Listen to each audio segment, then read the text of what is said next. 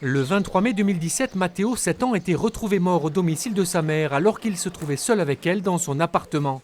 L'enfant avait été tué avec un couteau de cuisine. Diagnostiqué bipolaire quelques années auparavant et accro au cannabis, la mère de l'enfant avait tenu des propos incohérents à l'arrivée des secours. Elle parlait de lumière blanche et de sacrifices religieux. Des éléments et un passé psychiatrique suffisants pour poser la question de sa pleine responsabilité dans le meurtre de son fils. Aujourd'hui, elle est en capacité d'être jugée, autrement dit, elle entend et elle comprend ce qui se passe. Mais la seule question qui se pose pour la chambre d'instruction, c'est de savoir si au moment des faits, elle avait un discernement suffisant ou bien si celui-ci était totalement aboli. Les proches de Matteo s'étaient mobilisés dans une marche blanche quelques mois après sa mort. Aujourd'hui partie civile à l'audience, ils ne croient pas à l'irresponsabilité de Lara Iobé au moment des faits.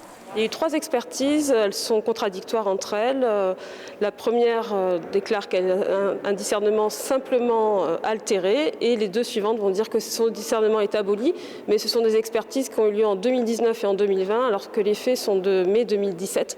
Donc on se demande comment les experts peuvent voir aussi loin dans les difficultés de Madame Lara Iobé. Si elle est déclarée irresponsable pénalement, Lara Iobé sera soignée en hôpital psychiatrique. Sinon, elle sera jugée pour homicide volontaire devant la cour d'assises.